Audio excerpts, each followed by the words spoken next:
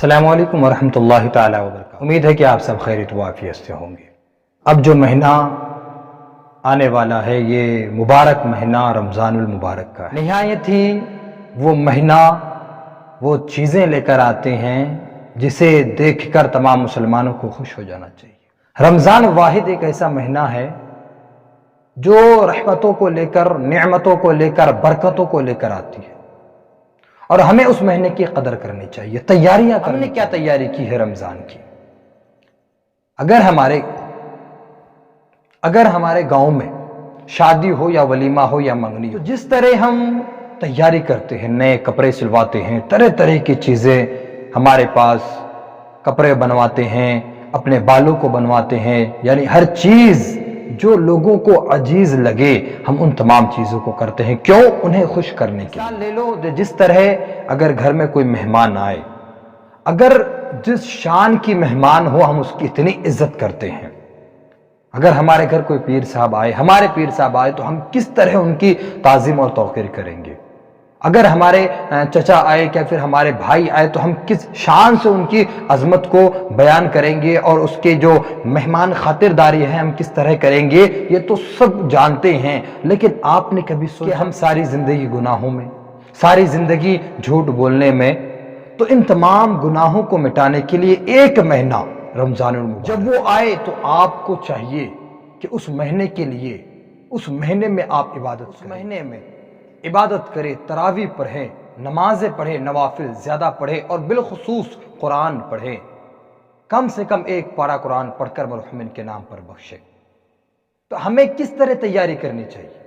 ذرا آپ نے کبھی سوچا کہ آج شادی کے لیے ہم نئے نئے جوڑے بنواتے ہیں، لیکن رمضان المبارک اس رات بھر عبادت سے یہ کہوں گا کہ جس طرح ہم شادیوں میں الگ الگ کپڑے سلواتے ہیں، سیم اسی طرح رمضان کے لیے بھی ہم ایک الگ کپڑا سلائیں، اس نماز کے لیے الگ کپڑا سلائیں، تاکہ وہ ثواب ہمیں ملے، اور ہم اللہ تبارک و تعالیٰ کا یہ جو مہینہ رمضان المبارک ہے ہم اس کی قدر کریں، کیونکہ یہ سال میں ایک بار آتے ہیں، اور اس طرح نعمت اور تمام چیزوں کو لے کر آتے ہیں کہ ہم سوچ نہیں سکتے۔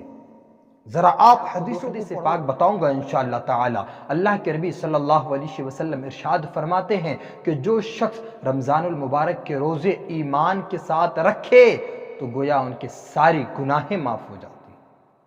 تو آپ سوچیں کہ اگر ہم رمضان المبارک میں روزے رکھتے ہیں، رات میں تراویح پڑھتے ہیں، پھر نوافل نماز پڑھتے ہیں، قرآن شریف کو پڑھتے ہیں، تو گویا ہم نے رمضان المبارک کے خیر کو جمع کیا، اور ہمیں جو ساری گناہوں میں ڈوبے رہے، گناہوں میں لگے رہے، تو ایک مہینہ ہے جس مہینے میں ہم وہاں جا کر نیکی کر سکے، اپنے اعمال کو بڑھا سکے اور گناہیں کم کرا سکتے ہیں۔ تو مسلمانوں تیاری کرو، جس طرح ہم شادیوں کے لیے تیاری کرتے ہیں اس طرح ہمیں رمضان کی تیاری کرنی چاہیے، اس مہینے کی تیاری کرنی چاہیے کہ وہ مہینہ برکت والا مہینہ ہے، ہم اس کی تیاری کریں، اچھے کپڑا سلائے، اچھے کھانا اور اچھے چیزیں ہم اس میں کریں جو اللہ تبارک و تعالیٰ کو زیادہ پسند ہے۔ ہمیں اور آپ کو چاہیے کہ ہم رمضان المبارک کی قدر کریں اور رمضان شریف کے مکمل روزے ہم رکھیں، تاکہ اللہ تبارک و تعالیٰ ہمیں اور آپ کو اس کی برکت عطا فرمائے۔